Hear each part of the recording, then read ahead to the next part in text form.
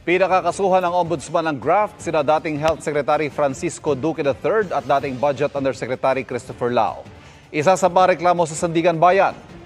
Pinapanagot ang dalawa sa umano'y paglilipat ng mahigit 41 billion pesos para sa procurement ng COVID-19 supplies noong March 2020. Ayon sa Ombudsman, ilegal ang paglipat ng pondo ng DOH sa procurement services ng DBM na pinamumunuan ni Lao.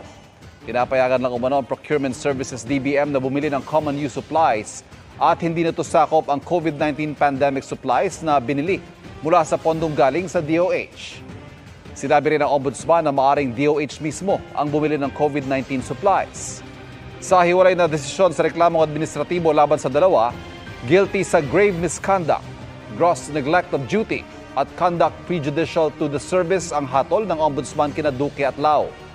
Maghahain daw si Duque ng reconsideration sa Lunes. So ayan, alam mo, ito yung talagang grabe ho yung timing nitong kaso na to. Talagang sabi ko nga iba rin ang timing nito, no?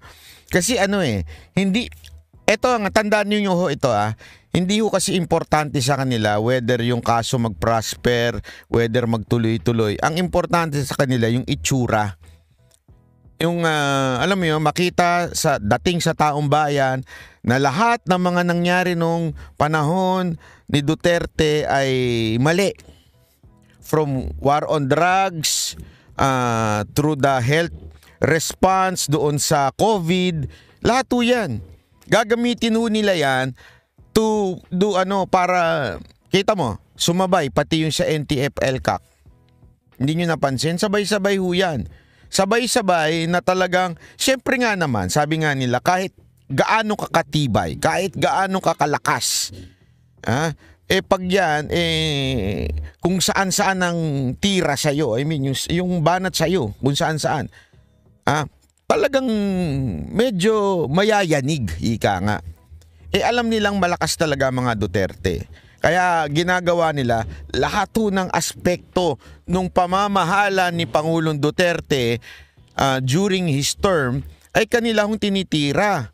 Wala na ho silang pinipili from NTF-ELCAC, terrorism,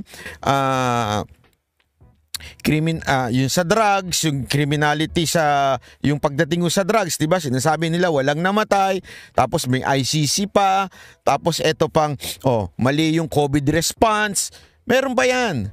At eventually, pag nakita na nila yung medyo hinug na, ang kakasuhan na si Pangulong Duterte. Alam mo, napanood ko kanina yung interview ni Trillanes sa mga has interview. Alam mo, parang eto. Hindi ko sinasabing walang involvement ng Malacanang. Pero yung mga sinasabi ni Trillanes, parang siya ang may hawak ng script pagdating sa propaganda. Eto sabi nito, alam na ang sunod by banat by si Tugade. Ay, naku, maniwala kay sa akin. Meron yan, meron yan. Titirahin dyan yung bill. Kama ka dyan Kasi alam mo, nung pinakikinggan ko yon, yung kwento ni Trillanes, yung script niya, tumutugma sa lahat ng mga nangyayari. Hindi ko alam kung sinasakyan lang niya yon, yung mga nangyayari, or siya yung script writer, siya ang nagpo-propaganda. Kasi tandaan ninyo, wag niyong kakalimutan. Even if asong ulul tuloy. Sorry, nakamuntik ako na masabi. Kahit yun, si Trillanes, kahit ganun yun na may pagkamarites, magaling ho yun sa propaganda. Tandaan ninyo, yan ang trabaho niya kay Pinoy nun. Propagandist ho yun. Yan ang pinaggagawa niya nun. Kaya nga ang tawag mo sa kanya ang puhunan nun, laway. Talagang sasabihin niya lahat, i-connect niya lahat. Tapos ngayon, ikikwento niya sa media. Yung media naman, hindi ko alam kung bakit ikinikwento pa. Hindi ko alam kung may pangmerienda. Kasi tandaan niyo ang isang propagandista, yung nag-PPR, yung mga nagbabablock propaganda, tandaan niyo hindi naman po ang gumagawa niyan yung mga PR Ang mga gumagawa po niyan yung mga style ni Trillanes. Matagal yan ang ginagawa yan. Bihasa na yan sa black propaganda, 'di ba? Kaya naku, mukhang ano nakikita ko nga, kailangan natin ho itong bantayan. Dahil maaaring sabihin natin, minamaliit natin na si Trillanes ano lang yan, nag-iingay lang yan dahil sa kakandidato sa mayorship sa Caloocan. Oo, may punto kayo doon, pero wag natin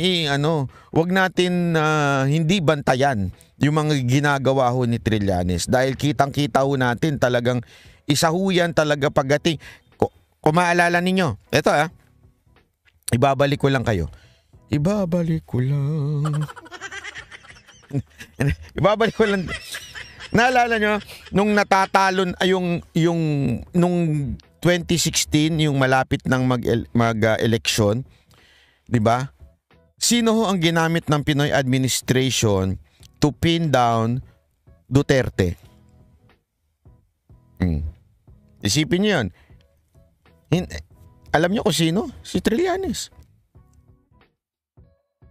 Hindi ho sino naglabas nung sa BPI? 'Di ba? Yung ni Pangulong Duterte.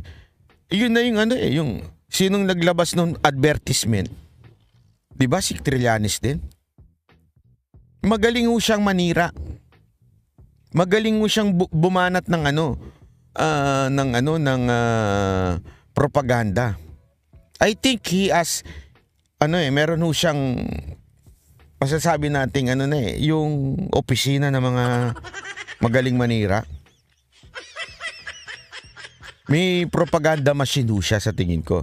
Kaya dapat po medyo kahit nilalang lang natin yun na parang kahol lang ng kahol. Ingat tayo. Kaya alam mo, ito lang ang sa akin pananaw ko dito. Magbantay tayo sa mga issues kasi yung issue na akala natin ito talaga yung issue, yung PDEA yung issue, yung drugs yung issue, hindi ho yan. Everything na issue na yan smoke screen sa real issue. Eto bakit to? Nakapokus yung iba dyan, pero habang nakapokus tayo doon, tingnan nyo kung paano tayo i-distract ito. Lahat tayo nakapokus doon. Pero lahat ng black propaganda nila lumalabas. Pansinin nyo. Tapos, syempre, yung mga vlogger, dahil nga mas medyo exciting yung eksena na yan, lahat tayo nakapokus dun. Hindi na tuloy natin nababantayan yung mga issue na katulad nito. Kaya mag-ingat po tayo. Sinasabi ko na sa inyong paulit-ulit yan. Dahil ako naniniwala, one day magugulat tayo, baka maglabas bigla ng warrant kay Pangulong Duterte.